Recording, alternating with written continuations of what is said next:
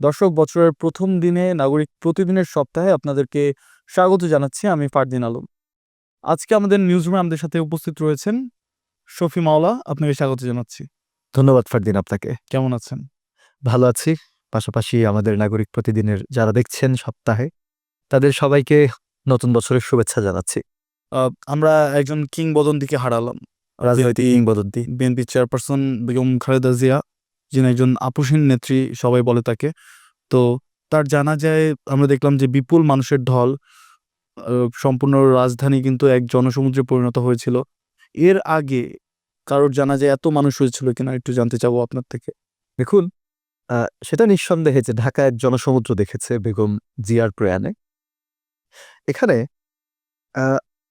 আসলে এটাই তো হওয়ার ছিল, তাই না? আপনি যদি চিন্তা করেন, আপনি যদি একদম বাংলাদেশের প্রান্তিক অঞ্চলে চলে যান, আমি এটা আমার ব্যক্তিগত অবজারভেশন থেকে যদি আপনাকে বলি, আপনি একদম প্রান্তিক একটা অঞ্চলে চলে যান, একজন কৃষকের ঘরে চলে যান, বনের ঘর, সেখানেও দেখবেন বেগম জিয়াকে মানুষ চেনে।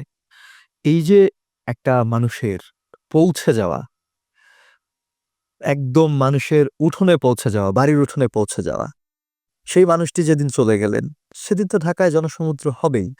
আমি অনেককেই বলতে শুনেছি, তারা এই জানাজা থেকে তারা জিয়াউর রহমানের জানাজার কথাও স্মরণ করছেন স্বাভাবিকভাবে। তবে আমার মনে হয় যে জিয়াউর রহমানের চাইতেও এবারের জানাজায় আসলে লোক সংখ্যা বেশি হয়েছে। কেননা একটা জিনিস দেখেন, এই যে সময়টা, এই সময়টা রাজনীতির জন্য খুবই গুরুত্বপূর্ণ সময়, কেননা সামনে নির্বাচন।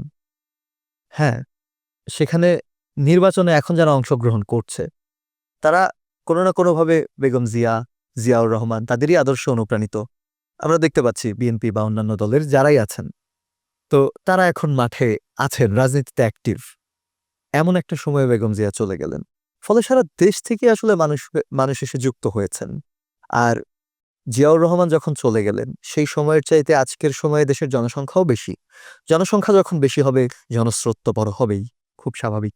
আর আমাদের বর্তমানে যারা তরুণ প্রজন্ম যারা রয়েছে, তারা আসলে বেগম জিয়াকে কতটুকু চেনে, কতটুকু কাছে পেয়েছে তারা বেগম জিয়াকে? দেখুন, তরুণ বলতে আমি যদি একটা জেনারেশন, অর্থাৎ জেনজি, আমরা যদি জেনজিকে কাউন্ট করি, তাহলে আমাকে আগে বুঝতে হবে যে তারা বেগম জিয়া সম্পর্কে কতটুকু পড়েছে।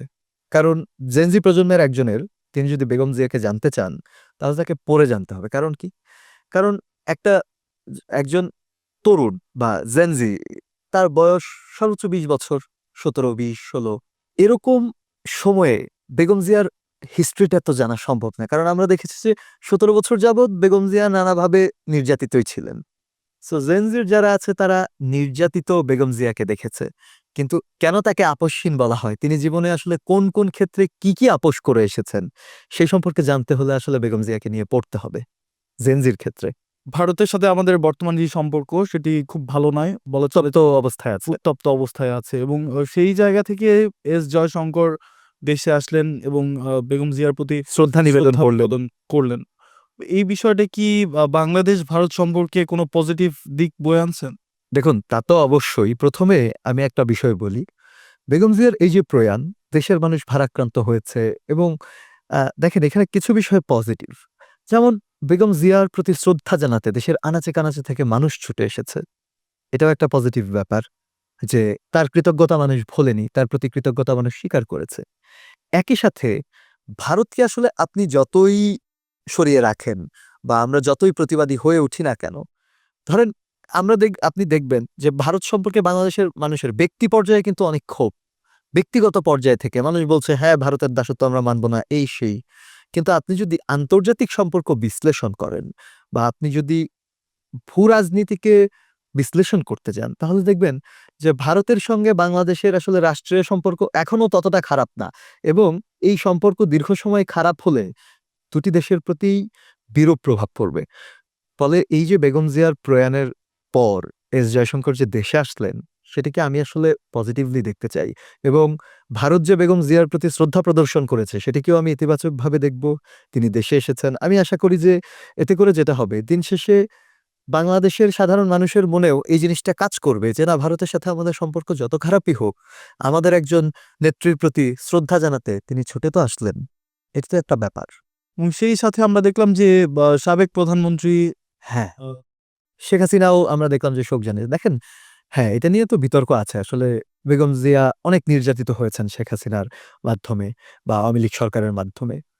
তবে এই জিনিসটাকে আমি যদি একটু রাজনৈতিক ব্যক্তিদেরও প্রসঙ্গ টেনে আপনাকে বলি, আমরা দেখলাম যে আমজনতার দলের তারেক রহমান তিনি এই জিনিসটাকে খুব পজিটিভলি প্রশংসা করেছেন। তিনি বলেছেন যে না, খারাপ হতে পারে, শেখ হাসিনা খারাপ হতে পারে, আওয়ামী লীগ খারাপ হতে পারে, কিন্তু এই শোক জানানোটা খারাপ হয়নি। এটাকে ইতিবাচকভাবে দেখছেন তারা।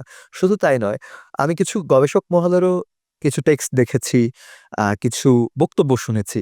তারাও ব্যাপারটাকে ইতিবাচকভাবে দেখছেন। আসলে শোক তো জানানোর মতোই। এই যে বেগম জিয়ার প্রস্থান দেশের এমন ক্রান্তিকালে, বেগম জিয়া তো আসলে আ এই দেশ তো তাকে আসলে তেমন কিছু দিতে পারেনি। আমরা আমরা দেখছি যে একদম শুরু থেকে তিনি তার হ্যাঁ। স্বামীকে হারালেন। এরপর তার হারানোর ছোট মধ্যেই সন তিনি আছেন, নির্যাতনের মধ্যেই আছেন। সো এরকম একটা মুহূর্তে তিনি চলে গেলেন। এটা আসলে শোক জানানো না, এটা আসলে মানবিক দায়িত্বও বলা চলে। দেশে দীর্ঘ ১৭ বছর পরে তারেক রহমানের প্রত্যাবর্তন হয়েছে এবং তিনি দেশে ফিরেই কিছুদিনের মাথায় কিন্তু তার মাকে হারালেন। এই বিষয়টাও বেশ দুঃখজনক। আসলে দেখেন, এটা তো দুঃখজনক অবশ্যই। আমাদের প্রত্যেকেরই স্বজন একসময় চলে যায়। পৃথিবীর একটা স্বাভাবিক নিয়ম আছে। বেগম জিয়া তো আসলে অসুস্থ ছিলেন অনেকদিন যাবৎ এবং তার বয়সও ৮০ বছর। এর আগেও মানুষ তো আসলে কিছুদিন আগেই ভয় পেয়েছিল অনেক বেশি। তবে এর মধ্যেও একটা পজিটিভ বিষয় হচ্ছে যে বেগম জিয়ার এই যে প্রস্থানের মুহূর্ত, তখন তারেক জিয়া পাশে থাকতে পেরেছিলেন। এই যে তারেক রহমানের, আমি এটাকে একটা সফলতা বলব। হ্যাঁ, দীর্ঘ ১৭ বছর পর হলেও ভাইকে হারালেন, তিনি পাশে থাকতে পারলেন না। তাকে আসলে থাকতে হলো দূর দেশে। এটাও একটা বেদনার ব্যাপার। কিন্তু এই জিনিসটাকে আমি একটা সফলতা হিসেবেই দেখব যে মায়ের এই প্রস্থানকালে তিনি থাকতে পেরেছেন। এটাও একটা বড় ব্যাপার। এটা একটা সান্ত্বনা তার জন্যে, আমি মনে করি। অসংখ্য ধন্যবাদ শফি মাওলা আপনাকে এতক্ষণ আমাদের সাথে সময় দেওয়ার জন্য। আপনাকেও ধন্যবাদ ফারদিন। দর্শক, এতক্ষণ আমাদের সাথে যুক্ত থাকার জন্য অসংখ্য ধন্যবাদ।